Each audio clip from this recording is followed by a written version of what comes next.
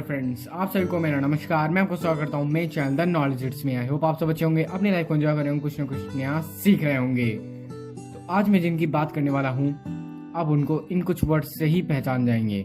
वो कहते थे मैं आज़ाद था, मैं आज़ाद हूँ और मैं आज़ाद रहूँगा। वो सिर्फ आज़ाद ही नहीं थे, वो आज अमर भी हो चुके हैं। तो आप बहुत इंटेलिजेंट हैं, आप लोग समझ चुके होंगे मैं किसकी बात कर रहा हूँ। मैं इस सीरीज की पार्ट 3 में चंद्रशेखर आजाद जी की बात करने जा रहा हूँ। मैं पूरी लाइफ तो नहीं बताऊंगा उनकी, बट उनकी लाइफ से उठाए गए कुछ अनोखे फैक्ट्स आपको जरूर बताऊंगा। तो चलिए वीडियो को स्टार्ट करते हैं। ये फैक्ट्स मैंने एक बुक से लिया है जिसका नाम है बलिदान। और ये बलिदान जो बुक है इसे लिखा है नंद किशोर निगम जी ने। नंद किशोर निगम जी भी एक फ्रीडम फाइटर थे जिन्होंने चंद्रशेखर आजाद जी को बहुत करीब से देखा है, तो हम इस पे थोड़ा बहुत विश्वास कर सकते हैं। तो आइए सबसे पहले नंद किशोर निगम जी के बारे में जान लेते हैं। इनके साथ एक घटा वाक्य के बारे में, जो हादसा होता है, एक हादसे के बारे में जानते हैं। एक बार जो ये नंद किशोर निगम जी हैं वो दिल्ली जा रहे थे। इनके साथ इनकी सिस्टर और एक वुमेन भी थी।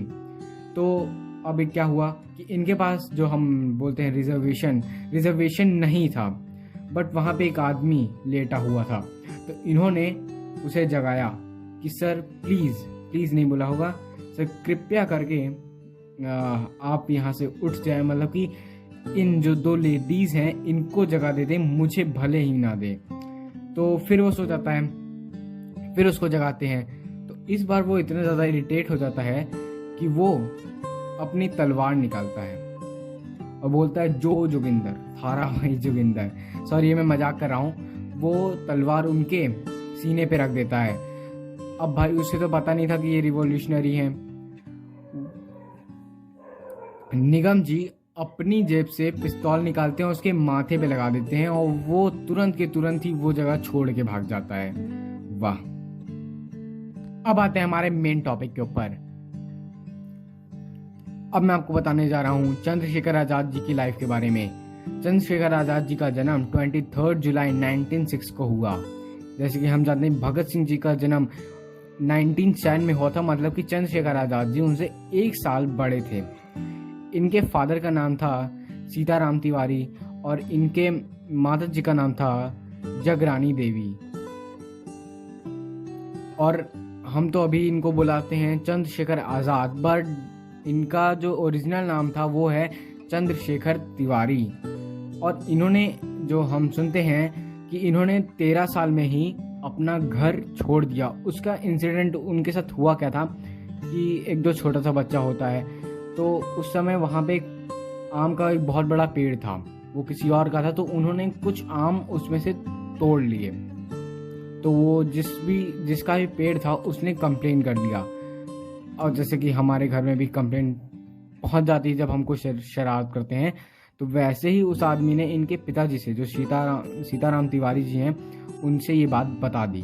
और वो इतने ज़्यादा गुस्सा हुए कि पहले तो उनको थोड़ी डांट लगाई, पिटाई की। उसके बाद उन्होंने कहा, जो चंद्रशेखर आज़ाद जी के फादर थे, उन्होंने कहा कि इनसे माफ़ी मांगो।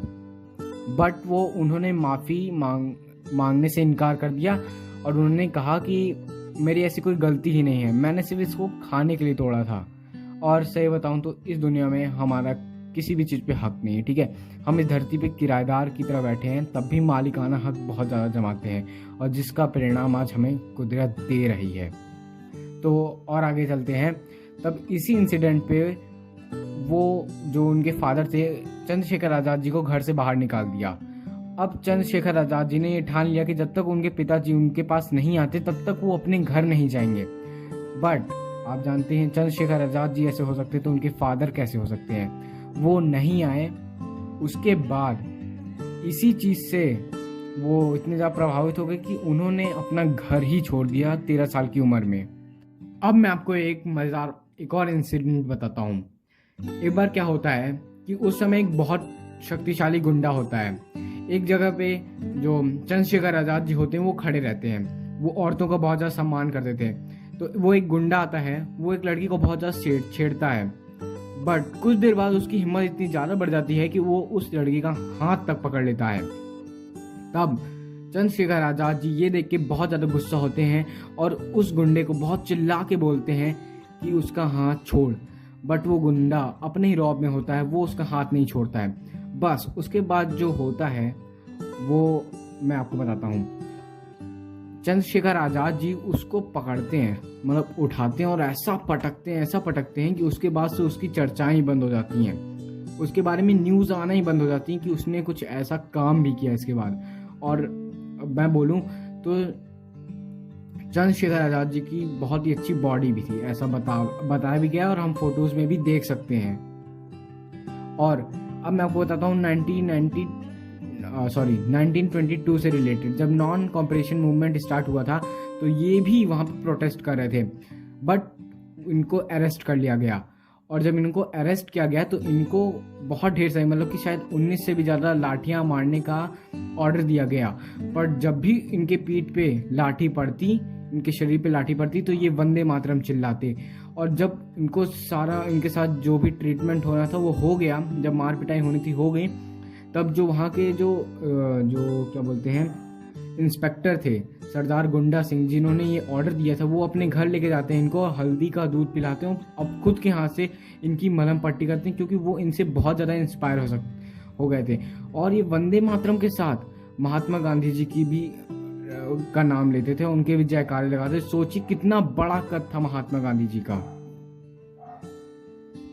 अब क्या होता है, धीरे धीरे इनका ग्रुप टूटने लगता है, क्योंकि वहां पे एक यशपाल होते हैं जो कि वो भी एक सेनानी थे, वो उनकी एक गर्लफ्रेंड बन जाती है, जिसपे वो ग्रुप का पैसा भी लुटाने लगते हैं, जिससे चंद्रशेखर आज़ाद जी को ये बात बिल्कुल अच्छी नहीं लगती और उनको मारने का जिम्मा वो पकड़ा देते हैं वीरभद्र के ऊपर।